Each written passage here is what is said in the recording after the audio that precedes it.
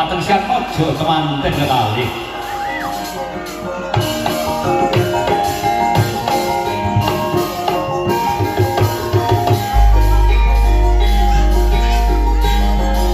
Biar kalau tinggalan dia nakar marikan mumpar Inonder kakonang sorong-sorong desan pangkat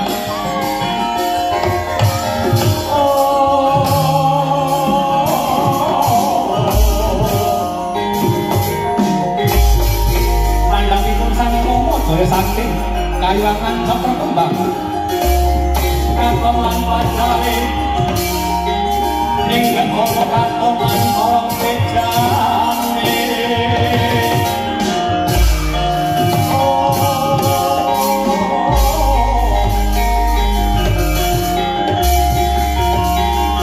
Kulon derek dikulun kulon derek panjenengan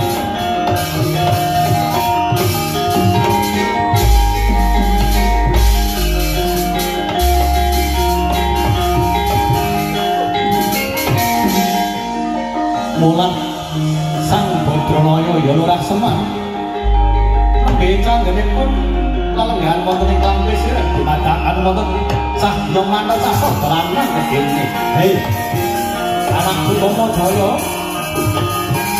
aja kaya marunduk anggenipun hamar peki dhumateng sang Utama Jaya liwat Dewi Ratih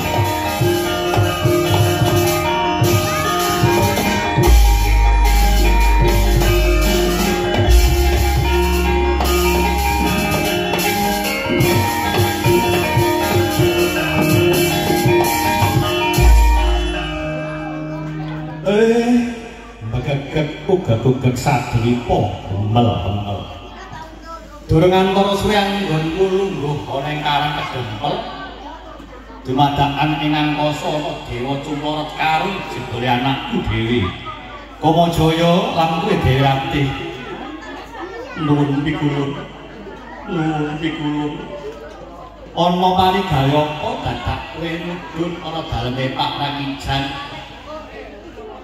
karo garwamu sing mbok tresnani ngaten pikulun sampun dados anteping manah lan prastanipun manah rambut gilih wonten ing jagat alam padang wonten ingkang dados kemanten tamangka nindakaken adicara bubak kawah lan sinandhingan wujudipun tumpeng idang saka minangka palenggahan kula badhe mandhap wonten ing arta padha ingkang saperlu badhe paring donga lan pangestu dhumateng kemanten kekalih pikulun ngono ya dadi yen ana ing jagat alam padang ana sing dadi manten Kamajaya lan Dewi Ratih bakal mundhun ana ing Arcapada lho inggih tekating manah kula kaliyan garwa kula ingkang sampun gesang wonten ing Trilokamaya tegesipun wonten ing alam kadewatan kula badhe mandhap wonten ing Arcapada dhumateng kemanten kalih ingkang saperlu nyabda dhumateng kemanten kalih anggih panjenenganipun Ine lan Imam kula sabda mugi dados kemanten tutuk donya tutuk akhirat pikulun amin amin ngono ya sepisan malih kula sabda mugi Ine lan Imam anggenipun dados kemanten tutuk donya prakteng belahan tutuk donya tutuk akhirat Allahumma amin minangka sampun pralambang lan prasadanipun kula lan garwa kula dewaning kasmaran dewaning kabegjan inggih Kamajaya lan Ratih ingkang sakmenika sampun mandhap wonten ing Arcapada pramila sineksenan dening Rama Ismaya mugi-mugi sabda kula mandi salamipun dumateng kemanten kalih ya sakuse kowe nuduh ning Arcapada aku ya bakal paring pitutur marang manten sakawene lho kuwi Ine lan Imam yen wis dadi manten iso nglakoni 5 perkara ya Mas Imam batine ngomong mursid lan murakabi ngomong tegese yen wis dadi manten wong lanang kuwi iso ngomong karo sing putri lan sing putri kudu iso ngomong karo sing kakung mau dijelaske yen mulih nganggo gawe dadi suguhi karo perkara dhisik utawa omongan. Sing batin mulih nganggo gawe disuguhi daharan. Mas kepareng dahar napa lan sanesipun. Tegese momot.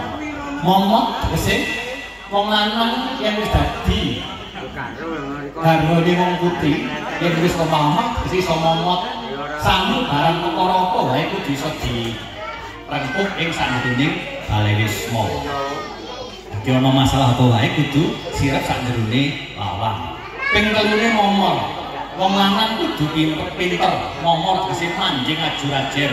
Iso mancala putra mancala putri bedasane sumeh guyu.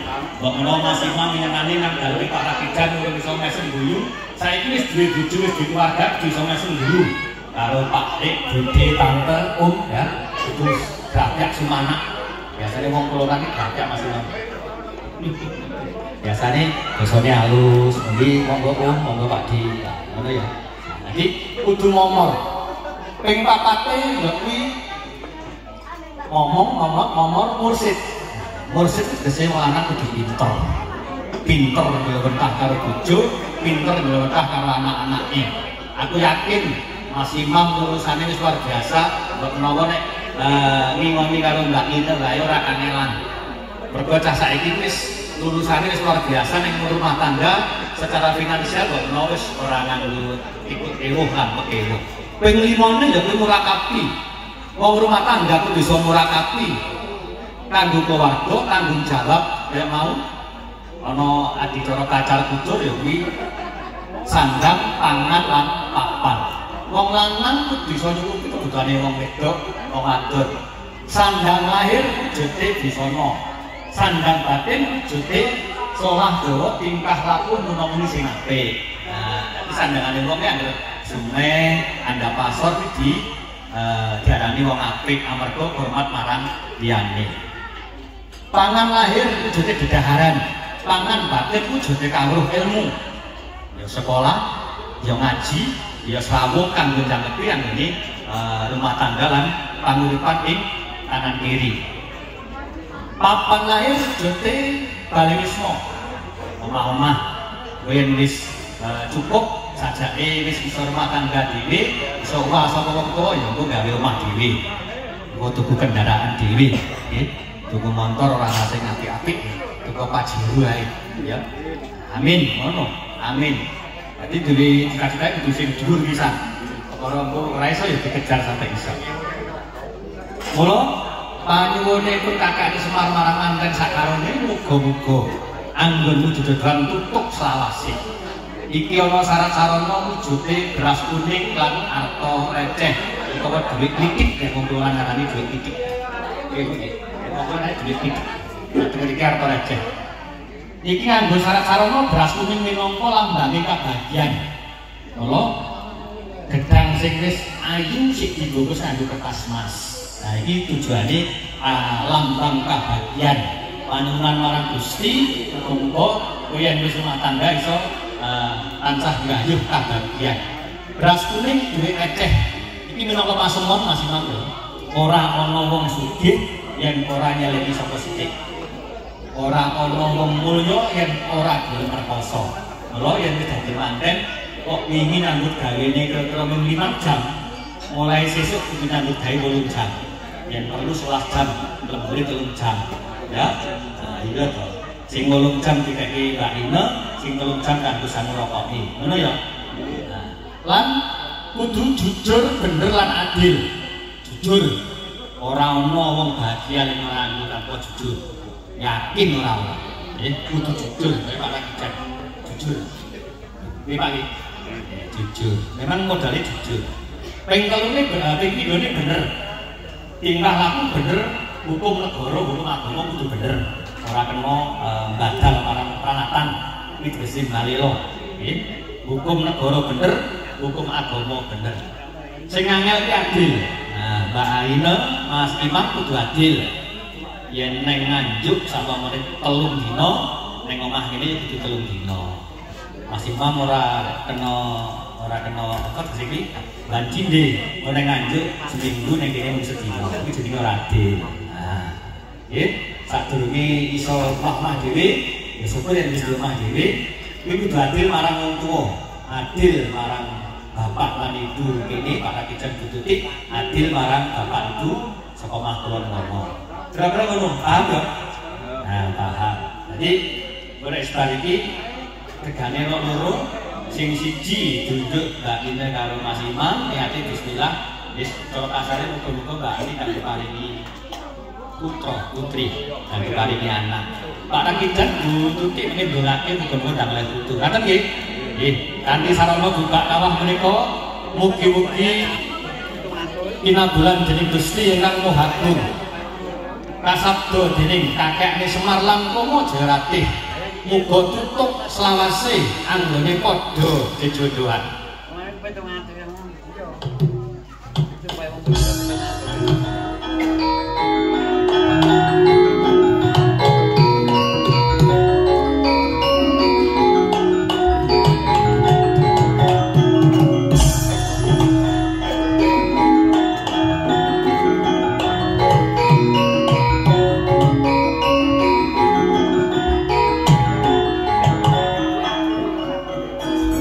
Menika wonten beras kuning kalian atau receh. Tadi kula sebar mangke dipun topaken malih dados tunggal. Dikumpulkan menjadi satu. Artinya tidak berebut rezeki, tapi adalah mengumpulkan rezeki. Ini arti bismillahirrahmanirrahim. Monggo Pak Rakijan Bututi, Mas Imam, Bu Ine, Mbak Ine dikumpulkan menjadi satu.